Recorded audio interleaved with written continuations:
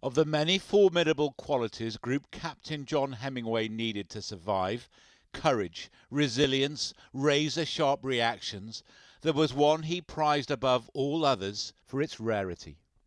It was just luck. Irish luck. Irish luck? It must have been something like that. I had shot down many times, and I'm still here. Never in the field of human conflict was so much owed by so many to so few. He was among the few of the few. Just one of 10 Irishmen to fly in defence of Britain in that summer of 1940, and twice shot down over the Essex marshes, where decades later his hurricane was exhumed from the mud, his trigger still fixed for action. It's on fire at the moment, so that means obviously he was in a dogfight with a Messerschmitt.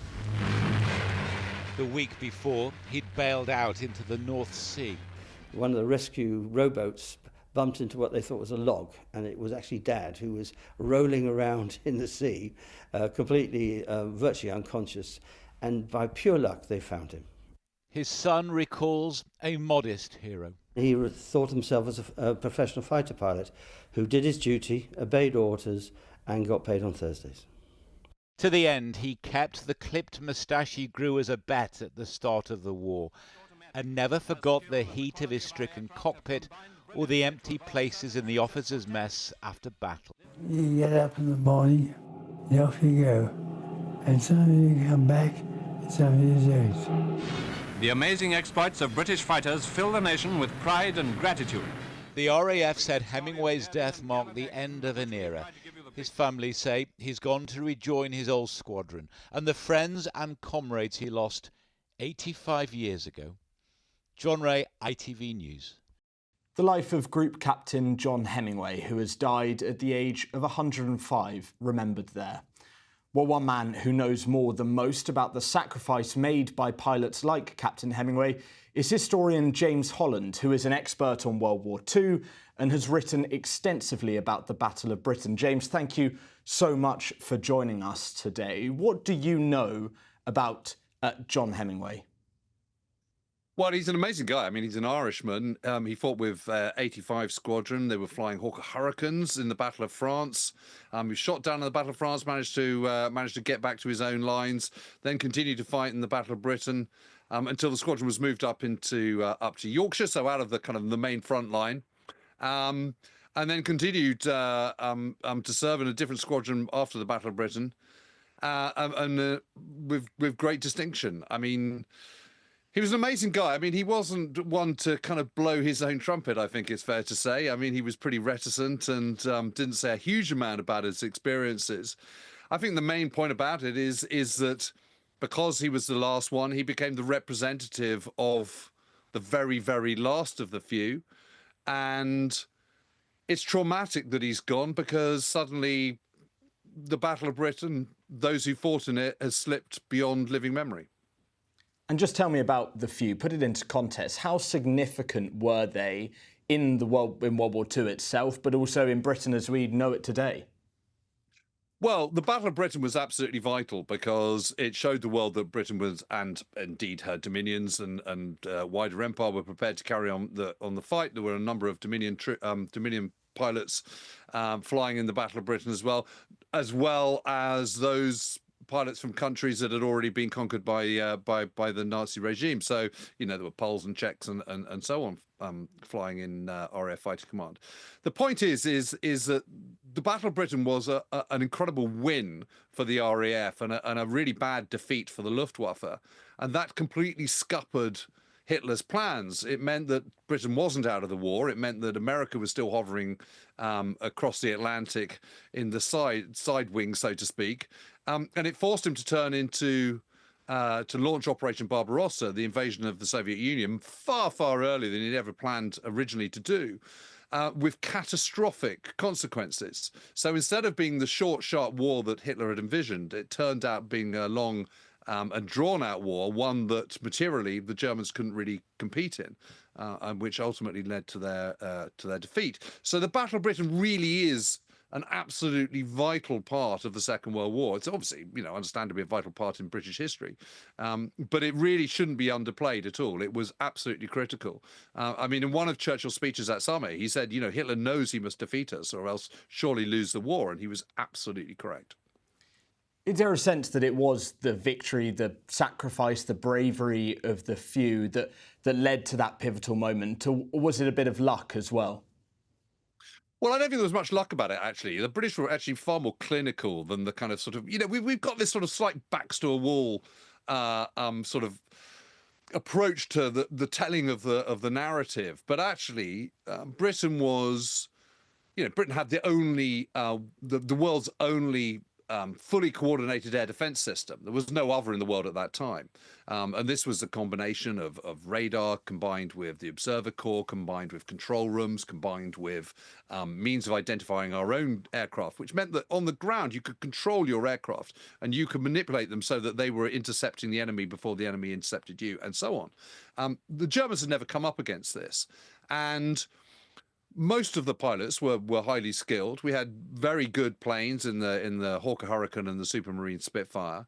We had home advantage, which shouldn't be underestimated at all. And we had vastly superior aircraft production in the summer of 1940 compared with the Germans. So to put this into some perspective, in July 1940, Britain managed to produce 496 Spitfires and Hurricanes in the same time that the Germans only produced 240 Messerschmitt 109s, which is their single-seater fighter equivalent. And that was a ratio that never improved for the Luftwaffe. So at the end of the Battle of Britain, the RAF actually had more fighter planes than they had when they begun it back in July 1940, whereas the Luftwaffe was absolutely ravaged in its ranks. Both in terms of pilots and aircrew, but also aircraft as well. We were seeing some pictures in that piece of Group Captain Hemingway while during the preparations for the Battle of Britain. What was life like for those pilots? How much training did they have? And from your research, what were their experiences like as they faced a German enemy? Well, it rather depended on when you joined the RAF, but in someone like Paddy Hemingway's case, he was a pre-war pilot, so he had a huge number of hours in his logbook, and it's really interesting when you look at the pre-war pilots, the number of casualties is really very small in comparison to those who are being flung into the battle in the middle of it. Generally speaking, a new pilot arriving at the front would have about 150 to 170 hours in their logbooks at the time they're sent to a squadron. And that was the same on both sides. So, if you were pre-war pilot, then, that might be 350, 500 hours. And that just made such a colossal difference. It's incredibly tough. You were fighting, you were up long days, sleeping short hours. You might often not get to bed till late. You'd be up kind of before dawn. You'd be on standby. But during the day, you'd be able to sort of nap and kip a little bit. Generally speaking, you wouldn't be expected to fly more than a couple of times. You could fly as many as 4 times, but that was quite unusual. And I've got to say, for the Germans, it was much tougher because they were flying across the Channel and they didn't have home advantage. And their numbers were diminishing as the battle progressed. And so were forced to kind of fly more times per day than your average Battle of Britain pilot. But let's not take anything away from it. It's incredibly high pressured, absolutely terrifying in parts. If you're a squadron of 12 airborne and you're one of those pilots and you're intercepting a formation of several hundred, you feel very, very outnumbered. So, it requires unbelievable bravery and skill to be able to kind of survive in that environment. And while we may look back with hindsight, would they have felt that they were fighting for the future survival of their country, for the future of Britain? Well, actually, yeah, I think they did, because I think we were never imperiled more than we were at the start of the Dunkirk evacuation at the very end of May 1940. There was sort of splits in the war cabinet. There was sort of discussions about potentially kind of suing for peace and exploring feelers for peace.